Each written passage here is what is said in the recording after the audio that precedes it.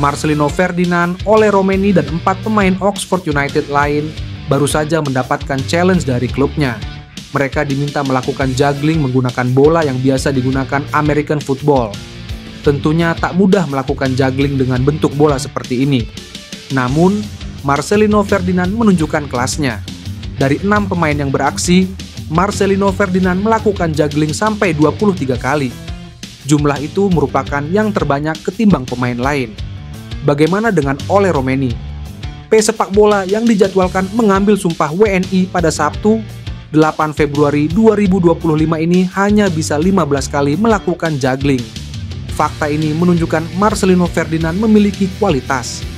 Di usianya yang masih 20 tahun, masih ada kesempatan bagi Marcelino Ferdinand untuk berkembang. Apresiasi layak diberikan kepada ex-gelandang KMSK Denze ini. Ia berani keluar dari zona nyaman demi berkarir di luar negeri.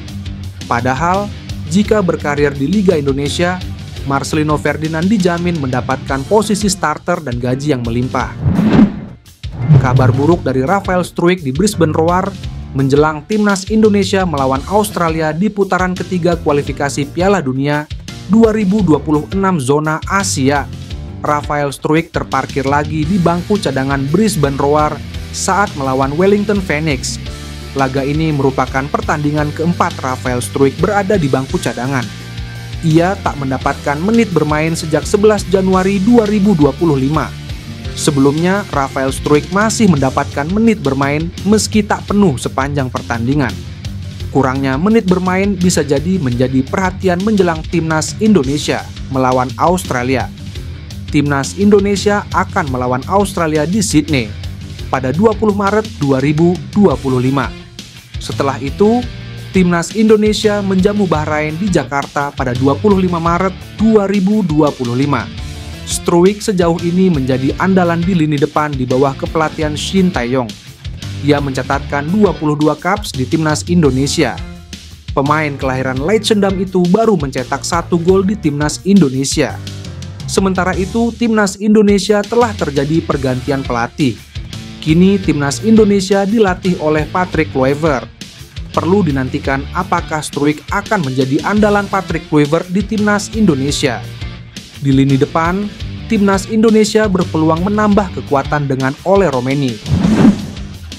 Jairo Riedewald masih diupayakan untuk diambil sumpah secepat mungkin, sehingga dia dapat bermain dengan timnas Indonesia melawan Australia dan Bahrain pada bulan Maret mendatang. Walaupun FIFA Matchday tidak ada, Bung Ropan, pengamat sepak bola Indonesia, memperkirakan Jairo Riedewald akan segera ke Jakarta. Dia mungkin akan datang ke Jakarta di pekan depan. Jairo bisa datang ke tanah air, kata Bung Ropan. Pada pertandingan 25 Januari 2025, Jairo Riedewald mendapat kartu merah saat membela Royal Antwerp melawan STVV. Sehingga itu yang membuatnya bisa ke Jakarta. Sementara itu, menurut Menpora Dito Aryo Tejo, berkas naturalisasi Jairo Riedewald belum masuk ke mejanya. Menpora kemudian mengungkapkan keraguan tentang kemungkinan pemain berusia 28 tahun itu dimasukkan ke dalam tim Garuda untuk pertandingan melawan Australia pada 20 Maret 2025. Selain itu, FIFA menetapkan tenggat waktu 30 hari sebelum pertandingan untuk pendaftaran pemain untuk kualifikasi Piala Dunia 2026. Pemain keturunan Belanda Indonesia yang membela Go Ahead Eagles, Dean James, buka suara mengenai peluang dinaturalisasi PSSI untuk membela timnas Indonesia. Kluivert ditunjuk sebagai pengganti Shin Tae-yong yang telah membangun tim ini selama 5 tahun terakhir. Kehadiran legenda sepak bola Belanda diharapkan menjadi magnet bagi para pemain keturunan lain di Belanda. Selain itu, supporter timnas Indonesia juga aktif untuk membujuk para pemain keturunan melalui media sosial. Baru-baru ini, Dean James, bek kiri dari tim Eredivisie Go Ahead Eagles, terkuak sebagai pemain keturunan Indonesia. Dia mulai menerima pesan dari para supporter, dan media Belanda Voetbal Premier menanyakan tentang peluang dinaturalisasi kepadanya. Pemain berusia 24 tahun itu berbicara jujur mengenai peluang untuk dinaturalisasi dan mengaku terbuka untuk membela timnas Indonesia. Namun demikian, James menyebutkan bahwa belum ada yang terjadi untuk saat ini dan dia masih ingin fokus di Go Ahead Eagles. Belum ada yang terjadi.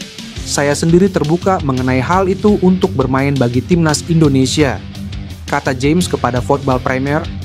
James mengatakan bahwa Indonesia adalah negara yang indah, dan dengan kehadiran Kluivert bersama para asistennya, itu tampaknya menarik untuk sang pemain berusia 24 tahun.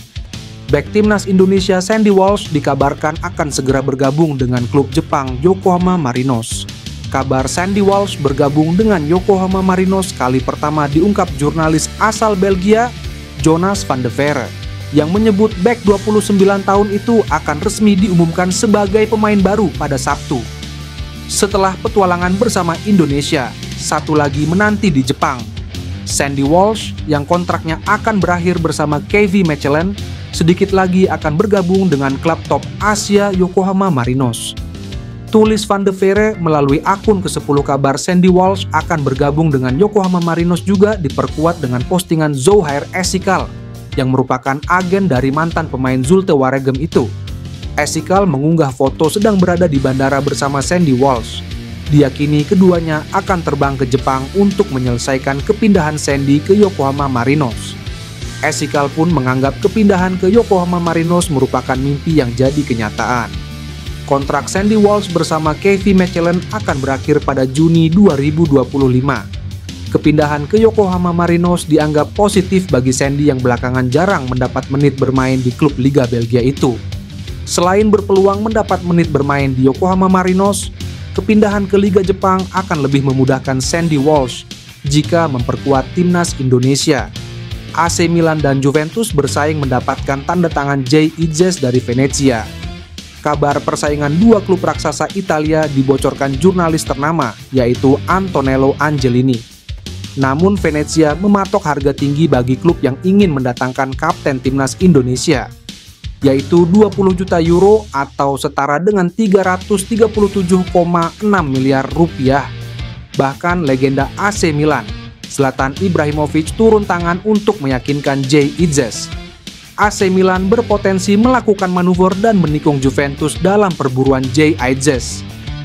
Apalagi jika AC Milan tak segan mengeluarkan uang banyak untuk mendatangkan Jay Idzes.